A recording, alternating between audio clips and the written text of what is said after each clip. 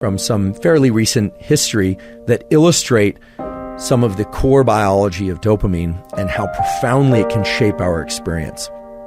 The first one is a really tragic situation that occurred. This was in the 80s. There was a outbreak of what looked like Parkinsonian symptoms in a young population. So many of you have heard of Parkinson's disease. Parkinson's disease is a disease in which people initially start to quake, can't generate smooth movements. They'll have issues with speech, sometimes cognition as well. There are examples like Michael J. Fox, which are kind of early onset Parkinson's. Typically, it hits people a little bit later in life. There's a genetic component, but there is this question, and there's always been this question, whether or not certain lifestyle factors can also create Parkinson's.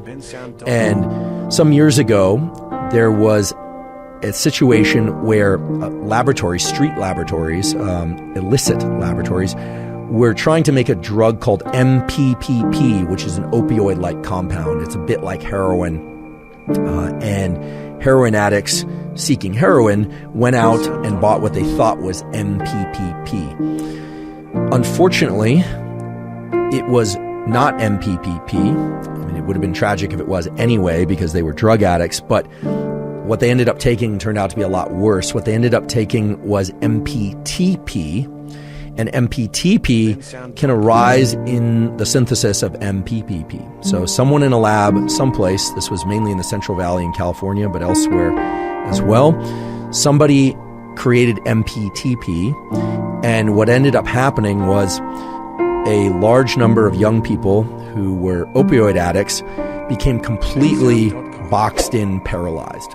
Couldn't speak, couldn't blink, couldn't do anything, couldn't function, couldn't move. So both aspects of dopamine transmission were disrupted. They had no motivation and drive.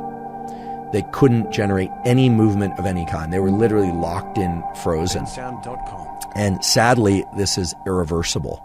It's irreversible because what MPTP does is it kills the dopaminergic neurons of the substantia nigra, that nigrostriatal pathway that's involved in generating movement, and it kills the dopaminergic neurons of the so-called mesocortical limbic pathway.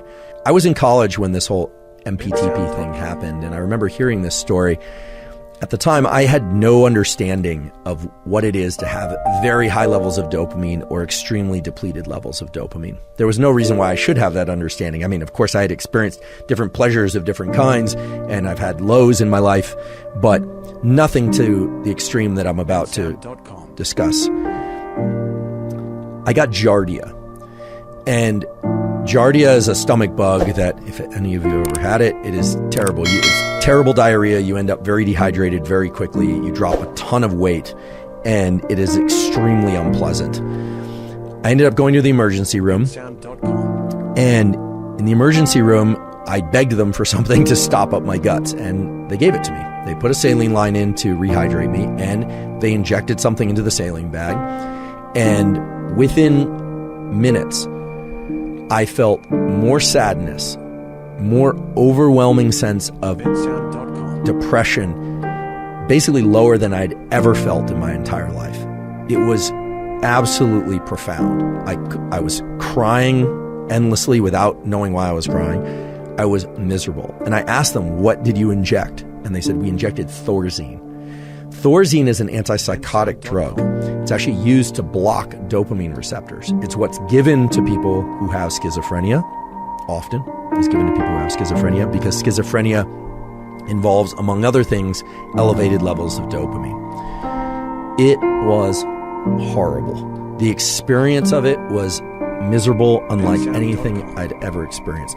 And so I actually said to them, what did you give me? They said Thorazine. And I said, you have to give me L-Dopa. You have to give me something to get my dopamine levels back up again. And they did.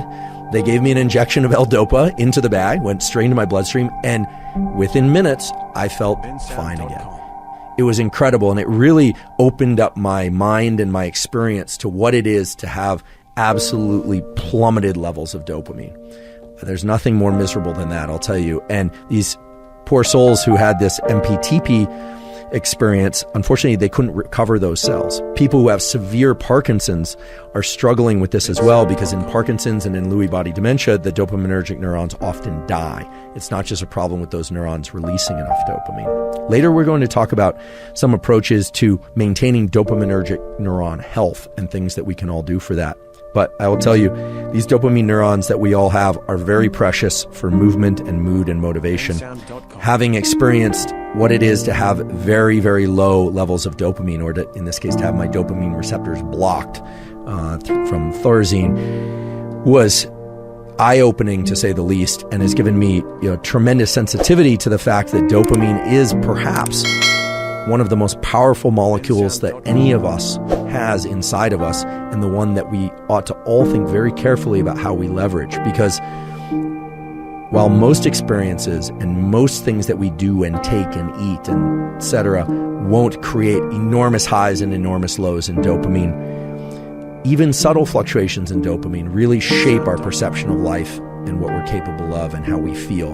And so we want to guard those, and we want to understand them. So let's lean into that understanding about dopamine, and then let's talk about some tools that we can all use to leverage dopamine in order to keep that baseline in the appropriate healthy place and still be able to access those peaks in dopamine, because those, after all, are some of what makes life rich and worth living.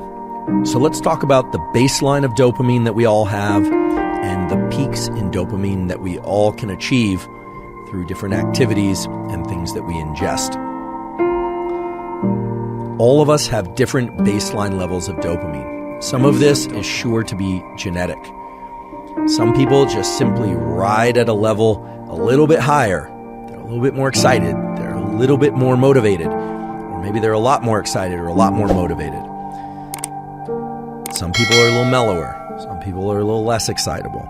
And some of that has to do with the fact that dopamine doesn't act alone. Dopamine has close cousins or friends in the nervous system, and I'll just name off a few of those close cousins and friends. Epinephrine, also called adrenaline, is the main chemical driver of energy. We can't do anything at all, unless we have some level of epinephrine in our brain and body. It's released from the adrenal glands, which are right atop our kidneys. It's released from an area of the brainstem called locus ceruleus. And its release tends to wake up neural circuits in the brain and wake up various aspects of our body's physiology and give us a readiness. So it should come as no surprise that dopamine and epinephrine, aka adrenaline, hang out together. In fact, epinephrine and adrenaline are actually manufactured from dopamine. There's a biochemical pathway involving dopamine, which is a beautiful pathway. If ever you want to look it up, you could just look up biochemistry of dopamine. But what you'll find is that L-DOPA is converted into dopamine. Dopamine is converted into noradrenaline, norepinephrine, it's also called, and norepinephrine is converted into adrenaline. So not only are dopamine and epinephrine, aka adrenaline, close cousins, they are actually family members. Okay, they're closely related. I'm not going to get too deep into epinephrine today. I'm not going to talk too much about those pathways. But anytime I'm talking about dopaminergic transmission, or that you have a peak in dopamine, inevitably that means that you have a peak in release of epinephrine as well. What dopamine does is dopamine really colors the subjective experience of an activity to make it more pleasureful, to make it something that you want more of. Epinephrine is more about energy. Epinephrine alone can be fear, paralysis, trauma, not physical paralysis, but mental paralysis, frozen in fear or being traumatized or scared. With the addition of dopamine to that chemical cocktail, if dopamine is released in the brain, well then that epinephrine becomes one of excitement. Okay, I'm using a broad brush here, but essentially what you need to know is that dopamine and epinephrine, aka adrenaline, are family members, and they tend to work together like a little gang to make you seek out certain things.